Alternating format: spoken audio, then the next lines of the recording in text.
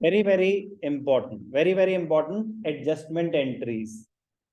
Adjustment entries जैसे मैंने आपको आउटस्टैंडिंग एक्सपेंसेस के बारे में बताया था, प्रीपेड एक्सपेंसेस के बारे में बताया था, accrued unearned. Adjustment entries are passed at the end of the year, purpose to make adjustments in accounts so that final accounts show true and fair view of the financial position। मतलब आपने salaries पे कर रखी हैं 50,000 और closing के time पता चलता है कि इसमें से 10,000 तो नेक्स्ट पीरियड की हैं, तो एडजस्टमेंट आपको करनी चाहिए, वरना ट्रू एंड फेयर पिक्चर नहीं आएगी, अक्रूवल अजम्पशन वायलेट हो जाएगी। तो ट्रू एंड फेयर पोजीशन के लिए हमें एडजस्टमेंट एंट्रीज पास करनी होती है। क्या क्या है adjustment entries? Important, closing stock और closing inventory. At the end of the period हमारे पास कुछ सामान बच गया, हमने जितना भी सामान खरीदा कौन से अकाउंट में दिखाया? जो भी हम गुड्स परचेज करते हैं कौन से अकाउंट में दिखाते हैं? परचेजेस। अब आपने परचेज करा था सामान 10 लाख का, तो आपने तो पूरा का पूरा एक्सपेंस दिखा दिया 10 लाख का। अब उसमें से 8 लाख का ही बिका है, अभी 2 लाख का बच गया, तो आपका 10 लाख का एक्सपेंस उस पीरियड में दिखाना सही होगा क्या? नहीं होगा।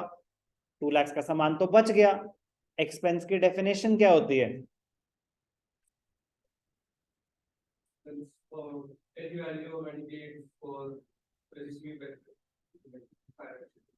एक्सपेंस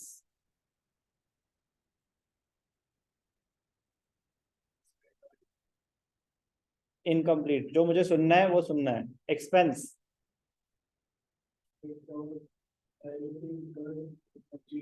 एक लाइन हो गया यार, उसका जो क्रक्स है, crux expense, the benefit of which has been expired during the year. Expense की बड़ी क्रूशियल लाइन है, the benefit of which has expired और एग्जॉस्टेड ड्यूरिंग द ईयर। मतलब आप बेनिफिट अवेल कर चुके हो, बेनिफिट एग्जॉस्ट हो चुका है, तभी वो उस पीरियड का एक्सपेंस माना जाएगा। अब आपने तो 10 लाख का सामान खरीदा था, 8 लाख का तो चलो बिक गया, 2 लाख का तो बेनिफिट अभी एग्जॉस्ट ही नहीं हुआ। तो अगर पूरे का पूरा 10 लाख का एक्सपेंस दिखा के चलोगे तो क्या ट्रू एंड फेयर पिक्चर है आपके फाइनेंशियल स्टेटमेंट्स में? नो। तो एक एडजस्टमेंट एंट्री आई क्लोजिंग स्टॉक। तो at the end of the period अगर आपके पास कुछ सामान बच जाए, it is carried forward to the next year. Purchases से कोई एडजस्टमेंट नहीं हो रही, बट हम एक नया अकाउंट क्रिएट करते हैं जो उसको ऑटोमेटिकली सेट ऑफ कर देगा कि आपने एक्सपेंस दिखाए थे 10 लाख, 2 लाख बच गया, तो 2 लाख का आप एक रेवेन्यू जनरेट करके एक एसेट क्रिएट कर देंगे, तो नेट इंपैक्ट 8 का ही आएगा उस पीरियड में। 2 लाख का एक्सपेंस आपने कैरी फॉरवर्ड कर दिया, एक एसेट क्रिएट कर दिया। तो closing stock is an adjustment entry. कब होती है ये वाली एडजस्टमेंट एंट्री पास? मतलब adjustment entries are pass at the end of the period to ascertain the correct profit और लॉस। बट आपको जर्नल में आ सकता है कोई भी एंट्री पास करने के लिए। तो क्लोजिंग स्टॉक की एंट्री फिक्स्ड है, closing stock account debited to trading account, अलग है बिल्कुल ही। Closing stock account debited to trading account, तो ट्रेडिंग अकाउंट जब बनेगा बहुत ही आगे जाके, तो वो उसमें दिखाया जाता है क्लोजिंग स्टॉक, और फिर उसके बाद बैलेंस शीट में एसेट्स में भी जाता है। Closing stock account debited to trading account. Trading account is prepared to find out the gross profit और ग्रॉस लॉस। अभी आपके लिए ये चीज ज्यादा काम की नहीं है। एंट्री है closing stock account debited to trading account. क्यों क्लोजिंग स्टॉक डेबिट क्यों हो रहा है? आपके एसेट्स क्रिएट हो गए, आपका एसेट माना जाएगा कि जो सामान बच गया। ट्रेडिंग अकाउंट क्रेडिट क्यों हो रहा है? आपका उतना रेवेन्यू माना जा रहा है, इंक्रीज इन रेवेन्यू। कैसे सर? सामान बच गया ना, अब अगले साल मुझे ये बेनिफिट देगा। आपने एक्सपेंस दिखा रखा था 10 लाख का, जिसमें से 2 लाख का बच गया, तो एक तरह से वो एक्सपेंस रिवर्सल ना करके एक नया नया अकाउंट क्रिएट कर रहे हैं क्लोजिंग स्टॉक के नाम से। कहां चला गया? ट्रेडिंग अकाउंट के क्रेडिट साइड पे। ट्रेडिंग अकाउंट का नेचर भी क्या होता है? Nominal account, debit all expenses and losses, credit all incomes and gains. Nature of trading account, nature of trading account क्या है? Nominal account, nominal account, debit all expenses, credit all incomes. तो बहुत important है। Entry clear है? Closing stock account debited to trading, कोई भी doubt? अब ध्यान से देखना, बहुत इंपॉर्टेंट कॉन्सेप्ट है, सुन चुके हैं पहले भी, एक और बार, concept of prudence. Concept of prudence, कोई बता सकता है कि कॉन्सेप्ट ऑफ प्रूडेंस क्या कहता है? कौन ट्राई करना चाहेगा कॉन्सेप्ट ऑफ प्रूडेंस? हाथ उठा रहे हो यार?